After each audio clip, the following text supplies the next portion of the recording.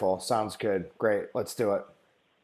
Perfect. So, as we've talked previously, We we're did. a large advertising agency, and as you know, one of the things that really differentiates, or that we're very proud of, the fact that we work in dentistry. That's all we do, and that allows us to provide content for all disciplines of dentistry. And so we've got content not only that's for a general dentistry practice, but content for ortho, perio, endo, surgical, pediatric. And so we really understand practice growth not only through retention, but of course by increased awareness, connecting with patients, their friends and family, etc. As I've mentioned before, when I started doing this, it was trying to get doctors to do websites. And, we know historically there was no advertising in dentistry. I mean, they didn't advertise at all. Everything was word of mouth. Right. And what we've learned, certainly in the last, 20 plus years of working with practices, is the world has changed dramatically. We all carry little computers in our pockets, and so the way we connect one with another has changed. Now, this presents great opportunity for practices, but of course there's also challenges as well, because why should someone follow a practice online? Why should they follow, I'll ask you a question, Chris. Yeah. Do you follow your primary care physician, let's not even say dentist, but your primary care physician on Facebook personally? No, and the reason why is there's really there's no what's in it for me. That's not going to be exciting. Why would I do that? Yeah, I'll present to a group of 1,000 people, and in a conference, and there's a smattering of hands, maybe 4 or 5 out of 1,000, and it's just, while there's the great opportunity, it's ultimately, why would anyone follow? And so what we focus on is, wait, when you do a presentation, you're saying 4 or 5 do what? I missed that. Will raise their hand saying, yes, I actually follow my primary care physician. Yeah. If Okay. I ask that same question. Sure. Yeah. Got it. Okay. And it's just that, we just don't. An average practice, let's say, has 1,500 patients. And if you look at averages that we see from thousands and thousands of practices, they maybe have 100, 150 people following their social media pages. It's just such a small percentage.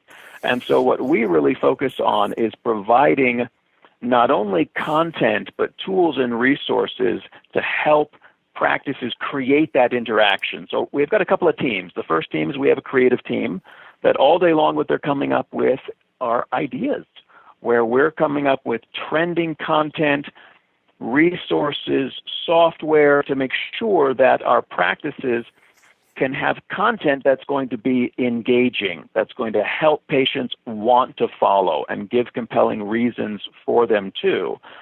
Then we also have a team of what we call SMCs, or social media consultants, where we assign one to each practice that we work with. And that individual not only provides training and onboarding, but then we continue to monitor the relationship, because the way that we do business is a little different. We're pretty good at this. We've done it a long time, and so we don't really find that there's a need to have long-term contracts. Everything we do is simply on a month-to-month basis, because if you're good at what you do, people work with you based upon the quality of the service provided, not because there's a contractual obligation. Now, these two teams will then focus on 2 types of content, or categories of content. The first being practice generated. Now, this is everything to really tell the practice's story. Now, how we deliver that is we're a software company, so we have a suite of software we call MSP Publisher. We've got a desktop version as well as a mobile version. And what we're providing are ideas, where there's a whole library of content. I'll start on the engagement ideas. These ideas are things that we send, and there's 3 or 4 new ones that we come up with every single week, and they're really just intended to, in a minute or two, be able to help a practice create a post that is going to be of interest or create engagement for the practice. So here's an example of one. This is one that says, tag a friend with a gorgeous smile. This is just a PDF that would be printed locally within the practice, just downloaded from our software. And the intent with a post like this is that we're very specifically looking to have it generate a connection between the patient and the practice. Hey, James, real quick, do you want me to pull up your presentation, PDF to follow along with you, or not? Yeah, I mean, you certainly can. Okay. You know, I'm just going along with it, and Oh, so okay. I'm just going to send the recording along with it. You've seen this, Yeah, I have, so I mean, yeah. if you want to, certainly go ahead and you can log into if you just recall, it's clearslide.com/JWW and then press enter. Thank you, Chris. Yes, got it. I don't record these terribly frequently, so. Okay, got it. Thank you. Okay, James, real quick, I do have a couple questions. The content creators, do they create custom content for? Can they do that, or is it? We don't. You know, we're not a okay. fee-for-service agency. Got it. And okay. as you know, in the agency space, if I'm going to create one custom piece, Yeah. you know, I mean, that could be $500. Yeah. Whereas we're creating content, and then our software allows it to be customized. It allows where they can add their logo to it. They can personalize it. So we're providing open source content within the library of our software that it can be personalized. Got it. Cool. The other question that was discussed was, and I think I asked you this in email, but I wanted to ask again was, like what does the social media managers do? Like, I guess what kind of support will they provide the office, and also, I mean, kind of like, how can this team use them? Like, what are they used for? How are they best utilized, and how can we use them to be successful with the program? Great question. You know, I would say that the standard use is, in our opinion, just candidly not enough. It's an unlimited resource for a reason, and I would say our most successful practices are those that use the resource in that unlimited fashion. So if there's ever a question, or, you know, even down to, hey, what might I write for this caption? Or we have an upcoming event, what posts would you recommend? You know, really where it's a very active, ongoing relationship where the practice and the member of our team can be interfacing multiple times during a week. I see. But I would say most frequently what we would see is, you know, we provide training, and then we're reaching out, and, you know, practices are responding based upon our proactive interaction with the practice. Because I think what can occur is that a practice might feel like, if it's a member of the team, you know, hey, when I started, I needed training wheels, but now I know how to ride a bike. We remind practices is, hey, well, we just love going on bike rides. Not that we're trying to apply training wheels, but we're here because we are here to help you every single step of the way. It's not just training how to utilize our software or how to download our materials, etc. It's an ongoing, active relationship. Got it. And so as we provide, go ahead. No. I was going to jump in, but please continue your thought there. Well, it's just as we provide these ideas, you know, it might be a practice is looking to create a certain outcome. Like I'm referencing this, you know, sign on the slide that says "Tag a friend with a gorgeous smile." Well, this is a post that specifically is intended to create page likes. Because if a patient is tagged and complimenting their friend, saying, "Hey, you've got a gorgeous smile," or they might be entered to win something. The friend also who's been tagged, being complimented, in that compliment, the friend might say, "Hey, if you also want to be entered to win, you know, maybe it's a whitening, come and like the practice's page." And so we're utilizing some strategy to be able to create specific outcomes from a post. It's not just, you know, hey, you know, tell your friend that they've got a beautiful smile, and that's the end of it. We're looking to get something more out of it. Got it. And of course, we have literally thousands and thousands of ideas. And so, you know, I've shown you a couple of these, you know, show us your best 80s dance moves, where a practice utilized it by having several members of their team demonstrating their moves, and they had, you know, patients vote on who they felt that had the best moves.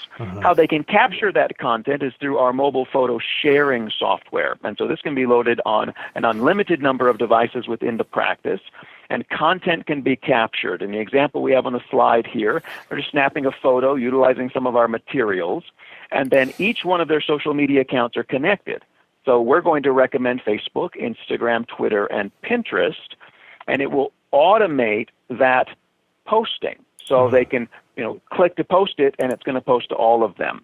All of those photos from, again, an unlimited number of devices within the practice will also be under the Your Images tab within the content library. So none of the photos are being saved to any staff member's personal device. They're not integrating with a camera roll. It's all self-sustaining so that we're maintaining HIPAA privacy standards. Now, we also have an entire library of content. And so those content categories are broken down. It's new this week. Some of the latest posts, popular posts. It's also then broken down into general dentistry content, ortho, perio, endo, etc. And again, our content library is also connected to the practice's social media pages.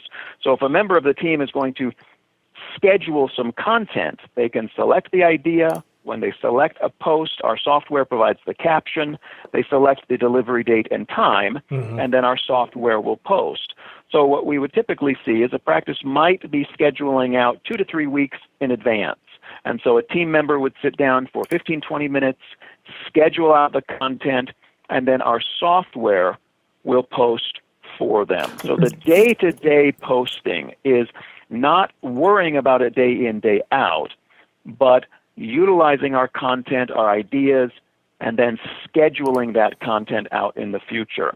James, would you say that's your strongest solution, I guess? I guess the strongest feature of this, because that's one of the things that they're concerned about, is just not having any time to really put good content together. Yeah, I mean, I think it's a part of it. I think that, if efficiency is critical, and having repeatable solutions is critical in a busy practice, because when they're turning and burning and flipping operatories, social media is not top of mind. And so having the ability to schedule out content in advance, I think, is a significant benefit. Okay. The other significant benefit is, as we really think about and talk about getting patients involved, we would call that patient-generated content. That is an understanding of where content goes. And as a reminder, when a practice posts something, theirs is a business page. And of course, all of the social media pages are limiting who's going to see the content, because they're looking for that practice as a business to spend money. And so they're looking for them to boost a post, to run a Facebook ad, if it's on Instagram, to do a paid promotion. And so one of our workarounds, and I would say really one of the most valuable aspects of what we do, is getting the content to the patient's own personal device so that they can share it onto their own social media page. Because that difference statistically, as far as who's going to see the content, is dramatic. And so how we create the interest are the physical materials that we send to practices every single month, sending either a campaign. A campaign could be something based upon a giveaway. It could be something charitable. We also, of course, send our set of social signs. Now, the social signs are something that work really well chair-side. So a member of the staff might have our mobile app just on a cell phone, and they can interact and snap photos with patients. I'll always remind practices to not discriminate based upon a patient's age. I really like signs that convey, hey, we care about you as a person. We treat people, not teeth. Or here's one that's holiday specific. Not everyone loves Halloween like Dr. Farah here. But what we really want to focus on is getting these photos onto the patient's own personal devices. And so that's really where that photo sharing comes into play. Chairside is a member of the staff might hand 3 or 4 of our social signs to a patient, and they might say to the patient, hey, you've been selected as our patient of the day, and you're going to be entered to win something. And maybe it's as simple as, a $5 Starbucks gift card, and everyone who's been selected is a winner. It doesn't have to be some large giveaway. The team member then with our mobile app would snap the photo, they can personalize it, and then they're sending it to the patient through our app. So they enter that phone number, and then we are sending the photo to the patient. The patient receives it as a text. When they click on that link, our software will have branded the photo, meaning adding the practice's logo and contact information. All of the hyperlinks are provided for whatever active social media accounts are on the device. And it's really what makes the difference, because it's a very quick and easy way for the patient to receive the photo and then share it onto their social media page. because that's really what we're interested in. But the challenge day to day in a busy practice is that team members are not always going to have, top of mind cognition about, hey, let me take patient photos. So it's why we developed the photo booth. Now, the photo booth is something that we provide the photo booth stand. It works with any 9.7-inch iPad. It doesn't have to be, the latest, greatest $500 iPad. I have many practices who simply either have an older iPad, or they can even, I saw on Newegg the other day, for $80 you can get a refurbished iPad. And so the idea is we're going to provide the strategy that creates the interest and or invitation. So why we have these campaigns that we send, we call them campaigns in a box, is that we're going to send ideas that are based on, perhaps it's a giveaway or something charitable. The giveaway example here is Floss Like a Boss, and we're sending posters and T-shirts and social signs so that a practice can utilize it really in whatever manner they want. I have some practices that are quite limited in what they set up. They have the photo booth and maybe one small sign. I've got other practices that place these materials throughout their entire office. Here's an example of a practice utilizing it. Now, they happen to be giving away a gift card as an incentive. So if a patient were interested, they would simply step up to the photo booth and tap Start on the touch screen. And the touch screen and the photo booth are tied directly to the campaign that's being run. So in this case, it says Floss Like a Boss and, tap here to start. And so then the software will snap the photo. They're able to customize it, meaning the patient can customize that photo. And then just like the photo sharing, our software will send these photos directly to the patient. But how they enter to win is they upload that photo to their own personal social media page, subsequently tagging it to the practice. Because that's really what we're after. It's just a check-in, a location tag. Here's the photo booth being utilized with some of our social signs. So again, a patient can simply tap Start. The photo's taken. They're able to customize it. And then again, just like the photo sharing software, our app will prompt for the patient's information to be entered.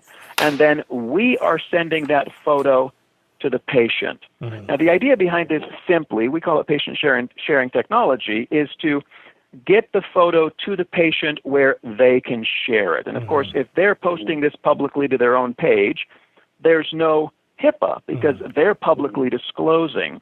But we take the HIPAA step one further, because when the patient receives that image, we have a HIPAA authorization within our software. So it's asking permission. It will ask the patient, can the dental practice, in the example I have here on the slide, is can Mountain West Dental use your photo for marketing purposes? And they select yes or no. When they select yes, then we're electronically collecting their signature and providing a confirmation to the patient.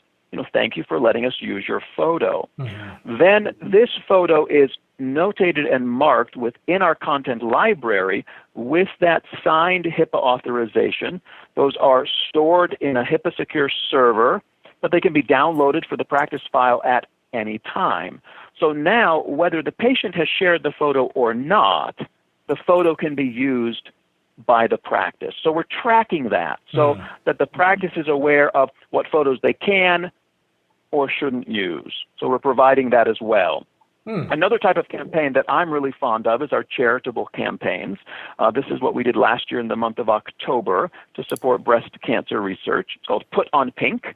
And so if a patient would literally put on pink to demonstrate their support of breast cancer research with the practice, the incentive in this case is not a gift card or something in it for the patient.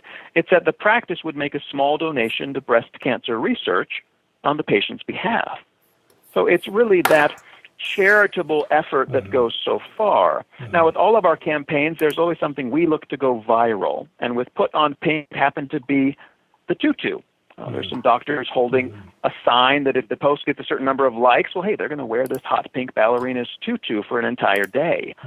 But this is a post that with the practice's SMC, that team member that we've assigned, that we're going to make a recommendation, hey, let's boost this post. Let's put a little money where our mouth is on this. Let's get some additional exposure. So here's an example of one that was boosted.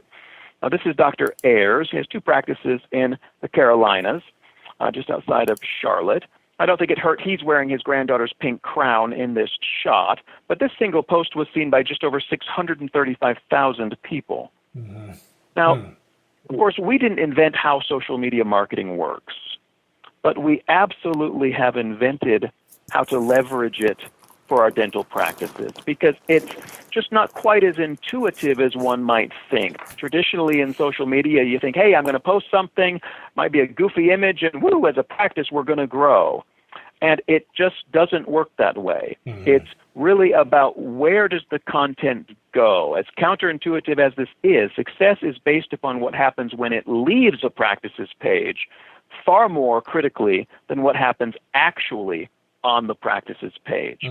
Now, those are a few examples of our content as it relates to patient and practice generated, getting patients to tell their friends and family why the practice is great. I'll conclude with a tool that we've developed to help our practices, patients tell the world why they're great. Now, our reviews tool is something that we developed really in answer to there being just a challenge in the industry where most dental practices are acquiring reviews as a part of their recall software, so their appointment reminding software. At the conclusion of a visit, a patient receives a survey. After they complete the survey, they have the opportunity to write a review.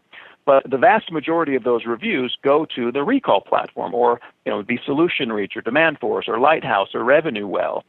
They're just not quite as successful in acquiring Google reviews. Now, Google reviews are really that standard in the industry that an individual, when vetting a decision, is most likely going to grab their phone and they're going to do a Google search. And so practices that we work with, we want them to be one of the 3 or 4 within the Google Maps section competitively positioned.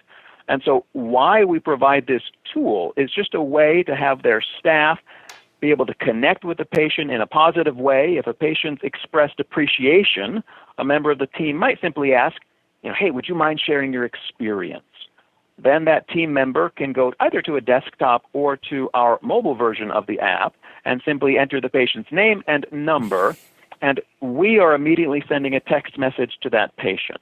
Now, that's the end of the interaction from staff, but when the patient clicks on this link, we're simply going to ask, how was your experience? Looking to connect that patient directly onto Google or Facebook. Now, if the experience was less than positive, anything negative is screened, and we're going to email that to the practice. But most frequently, because there's that personal discernment where the patient has said, oh, hey, I love you guys, they're simply going to be connected to the practice's Google My Business page where they can select the number of stars, describe the experience, and the review posts. So it's just a very simple tool that we utilize to help our practices be more competitive with reviews. We'll then aggregate all of the online reviews, categorize them 4 stars, 5 star, etc., and we will upload and or embed the 5-star reviews directly to the practice's site. There's a dashboard to monitor everything that we're working on together. I think that data provides great leading indicators to success. Leading indicators being number of reviews, comments, shares, likes, etc. But at the end of the day, this is ultimately about revenue. And so what we really focus on are providing those tools that are going to connect patients through their friends and family for referrals. So we have tools to help practices get more reviews. So we've got social signs and a welcome kit for that. We also, day one, send out the photo booth stand, a whole campaign to get people actively following onto social media, as well as a set of our social signs. And all of that is onboarded by that one member of our team that provides that unlimited support and training and guidance and just insights and strategies and ideas. And again, it's on all of the services that we provide. So it's the ideas we're providing, our publishing software, the blog articles we provide, the monthly campaigns and sets of social signs, our reviews tool, as well as then our photo booth software and stand. And so those are the services. It's just a very comprehensive strategy. It's not, hey, here's a couple of ideas for posting to Facebook and good luck. It's because of the way we do business, just far more concerted. We're involved because our success and a practice success are connected. because we don't have long-term contracts. But those are really, just kind of 10,000 feet looking down, a quick summary of the services. Very good. And, we're happy to provide any additional support or answer any additional questions that you might have. Thank you. Great. Any questions, Chris? Thank you, James. That was perfect, man. Wow. You covered everything. There are some questions here based on our initial talk, and so I wanted to just take the time to quickly ask those for you right now, if you don't mind. Sure. Okay. So what do you guys recommend? So there's a couple offices that will be involved. Is it, how do you guys charge based on that? Is it like one account per office or a Facebook page? How do you work that? It is. Okay. I have practices that I work with that have one Facebook page and they might have 10 locations. Well, they got one account with us. Okay. I have other practices that have one location and they have 3 Facebook pages because they have a Facebook page for their ortho demographic. They have a Facebook page for their surgical work they do, and then even that practice with one physical location, because they have 3 Facebook pages, would have 3 accounts with us. Okay, so it's based on account, not location. It is. Okay, it's based upon the number of social media pages that we will be posting to. Similarly, with the reviews piece, it's based actually on the physical brick and mortar, because of course that's how the Google My Business pages are set up as well. So if there's 5 locations for the reviews, it's subscription times 5. Correct. And so now for the social accounts, for the content portion of the service, it's just accounts, not location. And so so they use Facebook primarily, not so much Twitter, not so much Pinterest. I mean, they do it, but obviously Facebook is the goal. But what do you charge per social media account as well, or we would say that it's based upon social media platform. Yeah. And so because we're automating, so let's say they're utilizing our scheduling software and they're posting to Facebook, Instagram, Twitter, and Pinterest, which is what we will recommend. Even if they're not currently doing that, we'll set up those pages with them because there is advantages to posting to those multiple platforms. And so Facebook, Instagram, Twitter, and Pinterest for a single location would be one account. I see. It's not 4. Okay, so it's not per platform. Okay. So no, it's just kind of like a social media platform, meaning Facebook, Instagram, Twitter, Pinterest, etc., for that location. I see. Okay. So you actually you had said that you want your clients to post to those social media accounts. So I think I think they all have their own. Yeah, they all have their own location-based accounts. So what happens if one doesn't have Pinterest and the other does? I mean, you said that you would help them set all of the accounts up for each location? Okay. We would. Is there an additional cost for that? No, that's just simply part of the service. Okay. So quickly, how does that work? I mean, you set up the account and send the login, or walk us through how to do it? All of the training that we provide is live, very similar to you and I are speaking today, Chris. And so it's utilizing screen shares and it's live. And so we will, work with the practice and take them onto Pinterest and say, hey, what email address do you want to use? Let's walk them through step by step. If someone's really quite savvy, we may simply send them a link. Hey, here's a quick, 3-step instruction to be able to do it. If a practice is perhaps needing a bit more support, then we're doing it live and we'll do a screen share and walk them through, even as they're entering, each piece of data. Okay, I got it. Cool. And so for the patient sharing, how receptive are patients, I guess, on average, of sharing? It's kind of in a busy office, prime time, after 3 o'clock and stuff. It can get very, very busy, or depending on the days. It's one of those things that it's always a tough question to answer, because I'm not going to blow any smoke. To think that if they had in a day, on a busy day, 40 patients, it's not going to be 40 patients interacting with that photo booth taking those photos. Our expectation is that it might be 5 out of those 40 patients, because it's really based upon their own interest. Why we have some campaigns that are based upon a giveaway is that, statistically speaking, there's a percentage of the population who are interested in opportunities to win.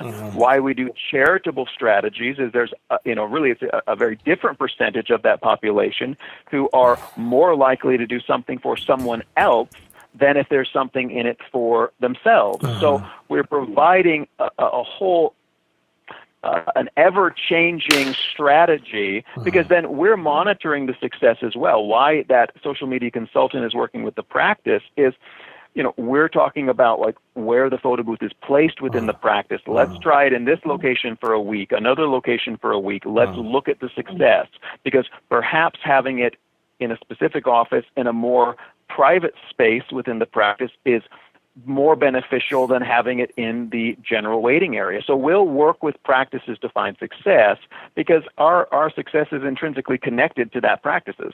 Okay, good. What about, can you recommend people to actually help post? I know that they have some solutions in place for that, but I guess there's maybe a location or two where there's not really anybody that they have that's dedicated for that.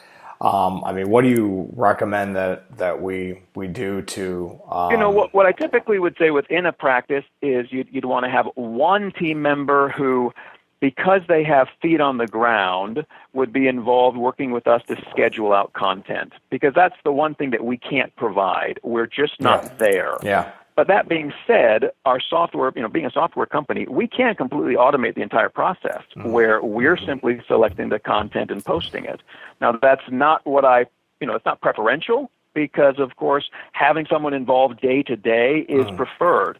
But if there isn't someone in the practice to be doing that day in, day out, then our software will select the content and we can post, and it would just be completely automated.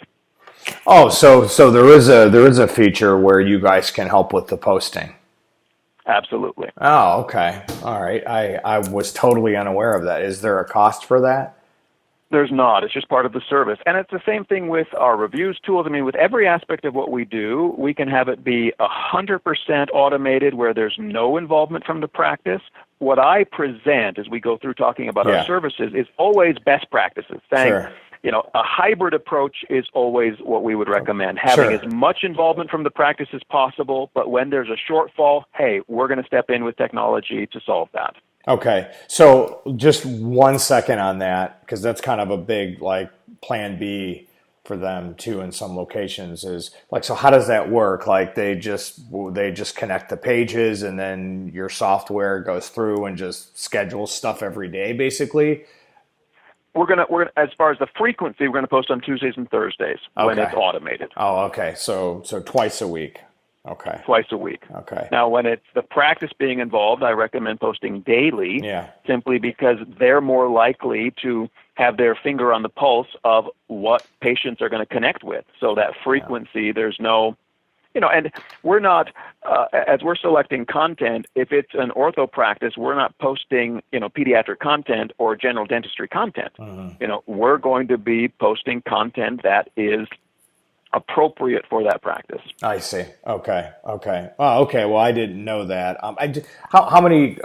I'm sure most clients are doing the hybrid approach, right? Because that's, social media works. Yeah, I would say the vast majority utilize the automation, and then they're filling in with staff members. Again, once every couple of weeks, sitting down and scheduling out things that they like from our content. So most of the practices are using this twice weekly automation. Why wouldn't they, right? Absolutely. And then they can pepper it in with campaigns. Okay, cool. James, I just got a couple more questions here. I got to jump on another call here.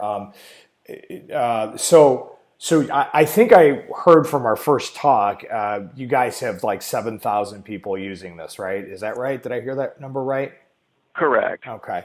Because I was wow. Okay.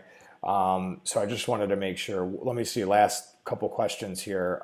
So they can have and understand that's I've got practices all through Australia, through Europe, Sure. in South America. So, I mean, we work with practices worldwide. Okay, cool. So really quickly, James, how does the onboarding process work? So we sign up and then kind of walk me very quickly through what they can expect. So that SMC, or the social media consultant that we provide, is going to provide that training live. And typically what we would do is, if it's a single location, we'd be connecting with 1 or 2 team members from that location and providing 3 training sessions. So they're broken into about 20 to 30-minute training sessions each. The first would be on our publishing software. The second would be on the reviews software. And the third would be on the photo booth software and the physical materials that we send. We do that photo booth training third just because it allows us to ship out the photo booth stand, of course. If we're working with multiple locations, then deferentially we're going to, listen to the practice and say, hey, do you want to do group a couple of these together? Do you want to do individual training for each? We'll of course provide the individual training for each, but we want to be sensitive to what the practice would like as well. So some larger practice groups will have one person who's not necessarily in the practice running the social media from a corporate office. So however it is really set up for the practice, we're here to train and provide that support. Okay. All right, cool. So what it takes, like, just an hour or so to get really set up, and then there's unlimited. Yeah, so I mean, I would say it's really based upon, Q&A. We typically would schedule 20 minutes, but I've had the trainings go an hour because, Sure. it's practices that never even, had a Facebook account, nor, had them personally or for a practice. So it's really based upon what the practice needs. Okay. All right. Cool. What onboarding? Okay. They can add the logo. How does that work? I think you had mentioned that was in an email. Yeah. So it's simply something that you're going to provide that file to us, and then we'll be building that banner, and that banner can be placed on every single post. It can be placed just on photos. We can set that up however they would like. So the concern that they have is, why even care about this with Facebook?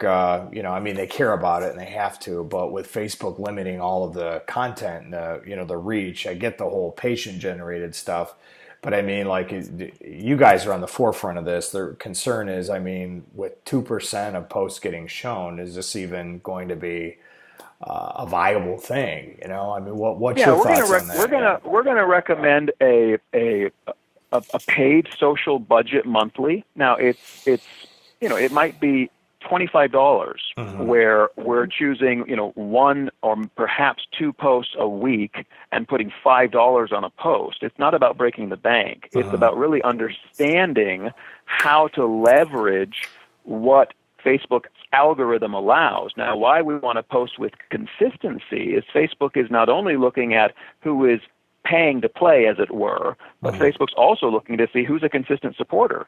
And so if you're not posting consistently and you post, let's say, once a week and you spend $5, that post will have less reach than if you're posting more frequently during the week and spend the same $5. Okay. So we play the game. And so we'll work on posting with our scheduled content, posting with the patient-generated content, because that is that workaround, and then a small budget for paid social to increase the reach.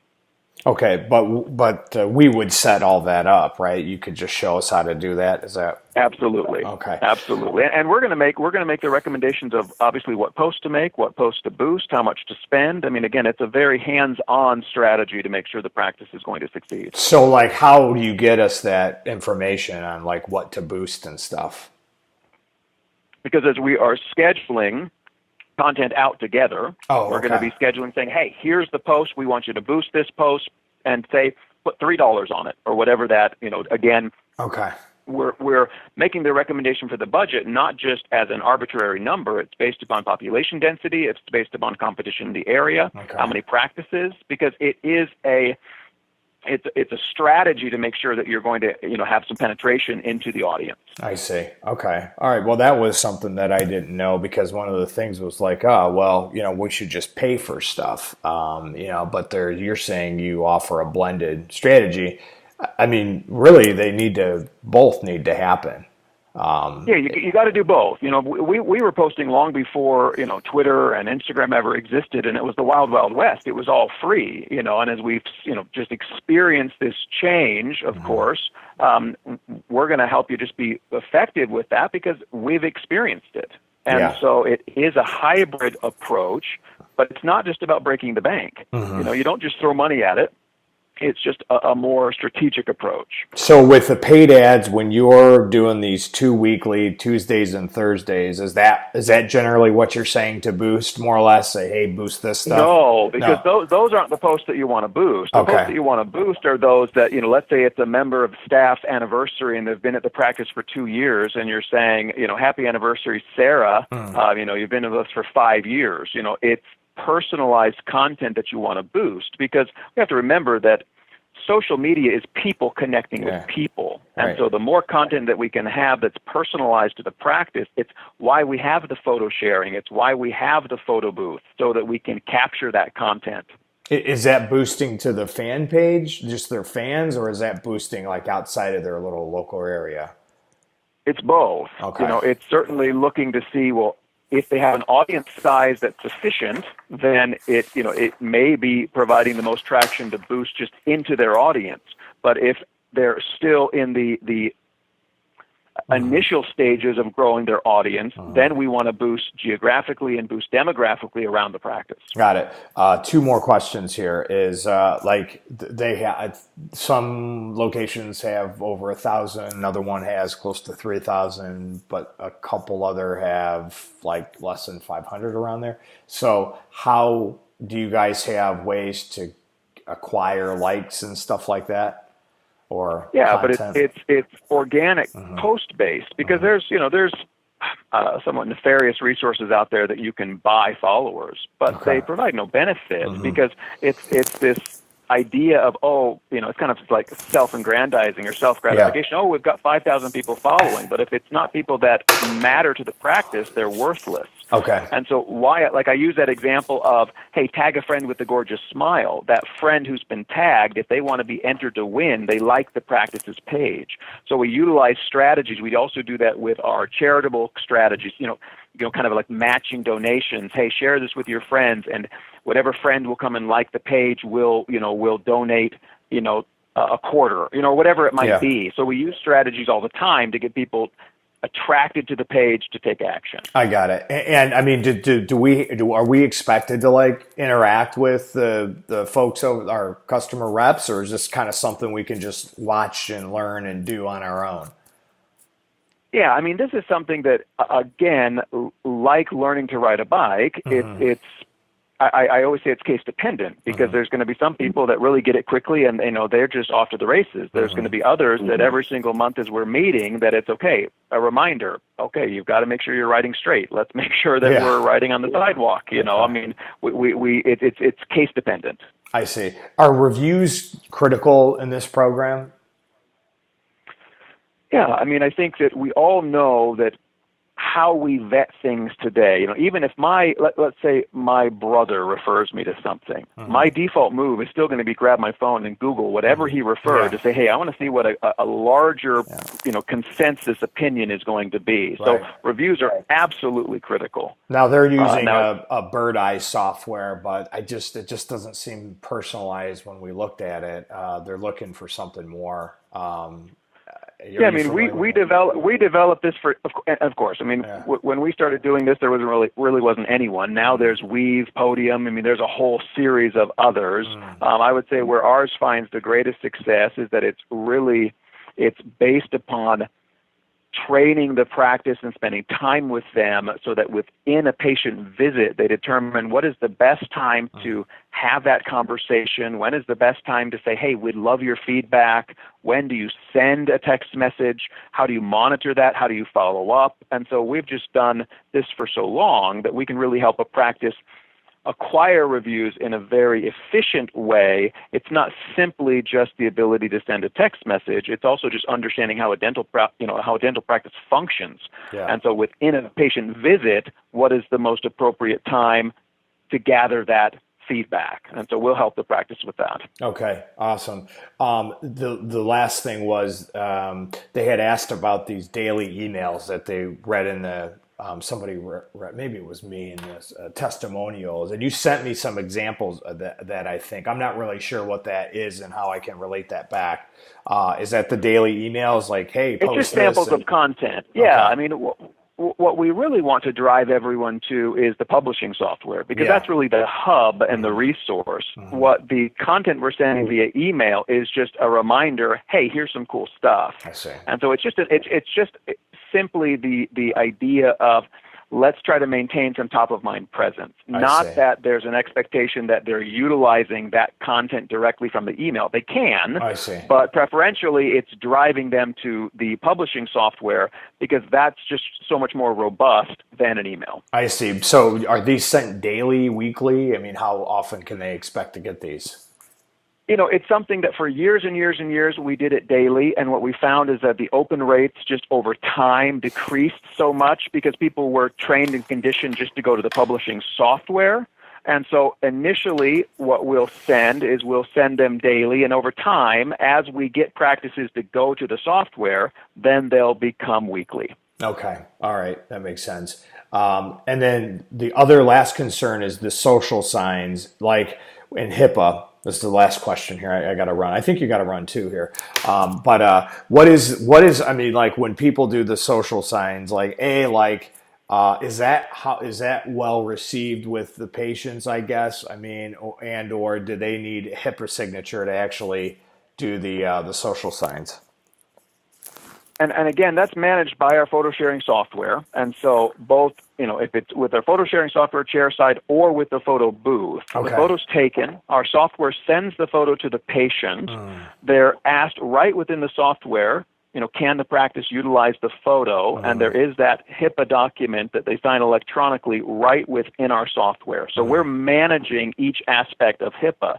Now, the reality is what we're most concerned with is getting the patient to share it to their personal page. Got it. That's why there's the incentive like breast cancer research, hey, post this and we're going to make a donation. So there's a direct correlation that they're sharing it publicly, and then the practice is going to make a donation to the National Breast Cancer Research Foundation because that photo was shared. I see. So we always have the call to action to get them to post things publicly because we want it to go to their friends and family. That's what we're interested in. Okay, cool. Great. Any further feedback for Dr. Eiley and the team? No, I mean, I guess what I'd say is we'd love to work with you guys, and if there's any other further questions, we're more than happy to, get back together and answer any questions that we might. I appreciate it, James. Thank you. Are you going to send the recording here so I can share it out? I am. So what I'll do is I'll pull this just from our system and send it over, and it'll just be before end of day. I'll get it sent over, and we'll go to that point. You with that many, you got to, for you personally, just me and you've got to be on the phone quite a bit. What's interesting is I'm director of social marketing here, and so I don't have the number of these conversations certainly that I used to. I see. But when we're having conversations with what we would consider consultants or third parties, these are conversations that I have just because they're going to be more complex conversations that than a hygienist might ask. Right. And so you got me for good or bad. Sorry. Yeah. No, that's good.